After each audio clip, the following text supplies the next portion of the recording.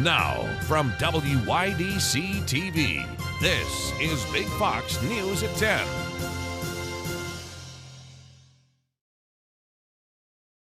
Thanks for joining us. I'm Anna Manuel. With flu season warming up, area medical centers are encouraging people to stop in for a flu shot and a COVID booster. Our Sonia Ellison visited one vaccination clinic. With COVID and flu season here, vaccine clinics like the one at Ira, Davenport, and Bath are available for those who want the shots. It's just part of my fall routine, a flu shot or whatever anymore, to get all of these shots that I think protect you and keep you healthy. The CDC recommends those 5 and older get an updated dose of COVID vaccine this year. But in a national survey released by the CDC in the past week, it was found the first month the COVID booster shots were available, only 7% of adults and 2% of children received the shot. Consider, everybody has their own opinion on the vaccine. We as healthcare providers think it's important. Only 17% of Americans got the last annual COVID booster last year. I am out in the public quite a bit and occasionally around students, and I want to be fully protected. Plus, I have some health issues. Those over age 65 and with health problems are at higher risk for influenza and COVID complications. Not only protect yourself, but also if you have loved ones who might be more immunocompromised, more susceptible to any problems. Arnett Health will host another COVID and flu vaccine clinic at Elm Chevrolet in Elmira Monday, November 13th from 9 a.m. to 1 p.m. Walk-ins welcome, but pre-registration is encouraged. You can call 607-737-4499. We have flu and COVID vaccine available at our clinics. Steuben County Public Health also has clinics the second Wednesday and fourth Tuesday of each month.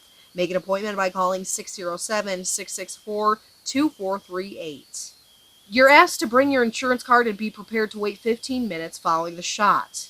And they do say it's a good idea to stay well hydrated after your vaccines, just to keep your body in top working condition. And advice for anyone wary of getting vaccinated? It doesn't hurt, it's just a shot in the arm. Sonia Ellison, Big Fox News, Bath. Many got out to vote today for the general election. Corning had 2 county legislative seats up for election, as well as city mayor and ward races.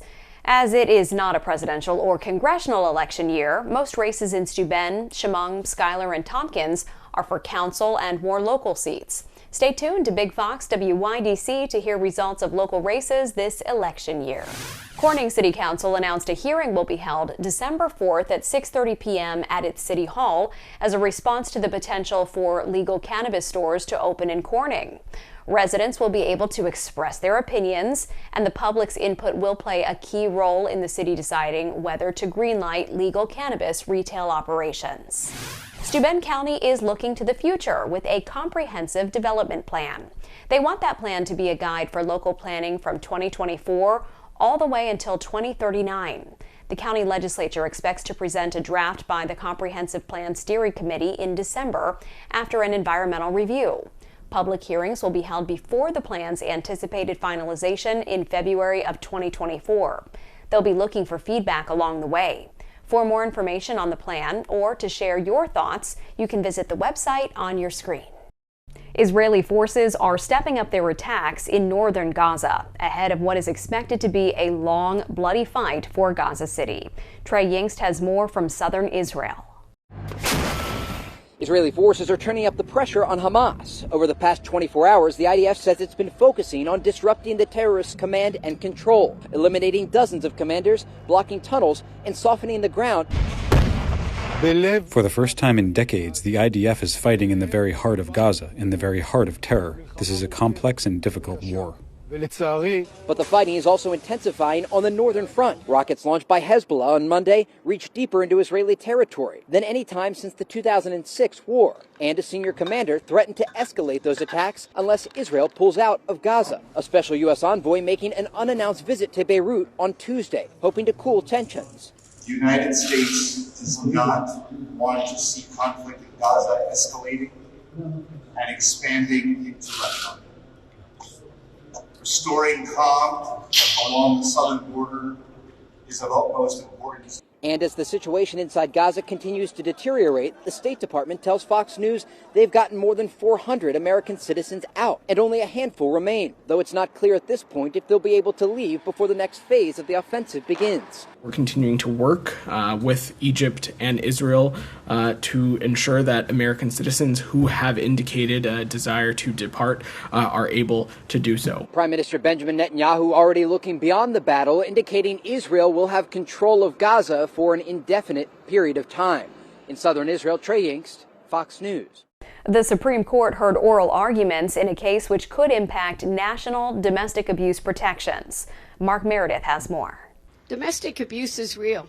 Please understand, people will die if you make the wrong decision. An impassioned plea from Michigan Congresswoman Debbie Dingell, the Democrat joining protesters on the steps of the U.S. Supreme Court to urge the justices not to overturn a federal law banning people under domestic violence restraining orders from owning guns. We know perpetrators of violence use firearms to exert power and control over their victims. Inside the court, justices sounded persuaded to uphold the law during oral arguments of the case of the U.S. versus Zackey Rahimi. The Texas man pleaded guilty to illegally possessing guns while under a restraining order for hitting his girlfriend and threatening to shoot her. Rahimi sued, claiming the law violated his rights, citing the Supreme Court's decision last year which expanded gun rights. A lower court struck down the ban, and the Biden administration is now appealing. Conservative justices seemed receptive to the Solicitor General's arguments that the law is in line with the long tradition of courts disarming people who are considered a danger to society. Can't stop. Won't stop. Can't stop. Won't stop. Can't stop. Won't stop. Outside the court, hundreds of gun safety advocates and domestic abuse survivors came together to also make their case. Just because oral arguments are today does not mean that we can't influence the court about how wrong it would be not to rule in favor of survivors. And while oral arguments have wrapped up, the Supreme Court is going to take some time deciding this case. The ruling on this matter not expected to come down until the end of June. In Washington, Mark Meredith, Fox News. More and more Americans are relying on credit cards to pay for everyday expenses. Credit card debt hitting a new record high at the end of September. In the 3-month period from July to September, it surged to more than $1 trillion. That's an increase of $48 billion, or 4.6% from the previous quarter. All this information was released in the latest report from the New York Federal Reserve today.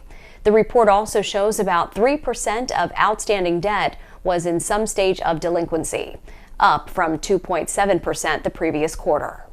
After the break, your midweek forecast, plus a fight against anti-Semitism on college campuses and the billions of dollars on the line. Here's your local stock market update from Big Fox.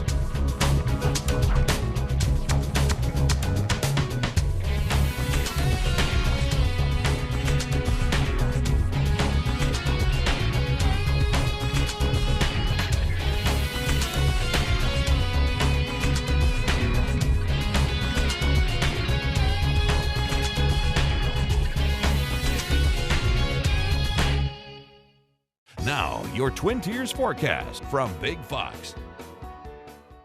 Good evening. Quickly into the afternoon, we were watching that northwesterly wind that became blustery and started to bring cooling. We did reach about mid-60s by the noon hour, but then those temperatures were falling into the afternoon and continuously here this evening. And overnight, we're watching temperatures that will be falling towards that freezing mark underneath that northwesterly wind that is going to become light, but that northerly wind will stick around as we head throughout our Wednesday, as the daytime is expected to be quiet with light winds, some areas of sunshine possible.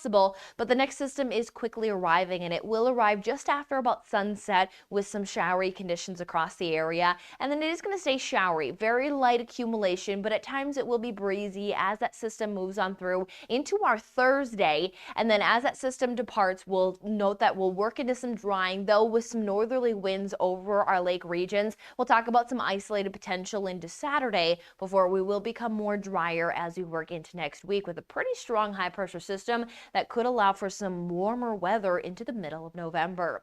Now, as we head into our Wednesday, there will be a little bit of a chill. As mentioned, we start off near that freezing mark. We'll see some areas of some sunshine, and we'll be able to touch those lower 40s, but increasing cloud cover will move in by the afternoon, and then showers will start to become possible late afternoon into the evening. Now, it looks to be more evening hours after that sunset time frame here as we work into the forecast. A few stray showers there, again, by the early morning, or by the mid mid-afternoon, but by the overnight, that's where there are some better chances for some sporadic showers. There was a little bit of pink trying to work its way in. Some higher elevations could have more of that wintry mix where the rain showers almost look to be trying to form snow showers, but the warmer layer at the surface is looking to stay a little bit more dominant. So when it comes down to showery conditions, as mentioned, it stays showery. We're only looking at accumulations up to about 1/4 of an inch possible, so not going to be drenching. Where you're seeing some of those bigger numbers towards the Finger Lakes, that's where there's some snow that's trying to mix in, so it does up those numbers a bit, but most are going to stay very light for accumulation. Might find a few little spots where we could get accumulation up to 1/10 of an inch within an hour, but it's not looking to be a washout. Now, as mentioned, we have that cooler air that's been dropping in. That's going to hold our temperatures within those mid-40s for our Wednesday. Again, some morning sunshine, afternoon cloud cover, evening precipitation moves in. Might see some overnight wintry mix potential due to temperatures hovering just around that freezing mark, but not looking to be well within that freezing mark, so meaning that we're going to limit the snow potential, but we'll continue to keep some showers around as well as some breezy conditions as we head into our Thursday, though those breezy winds are going to be coming out of the south, which does promote us to climb back up into even those upper 50s to those lower 60s. We'll start to see some cooling, but it is going to be gradual. Good news is that the cool air that's filling in is not Arctic air, but it will be cool enough to have that isolated wintry mix, and then we'll have some drying into next week.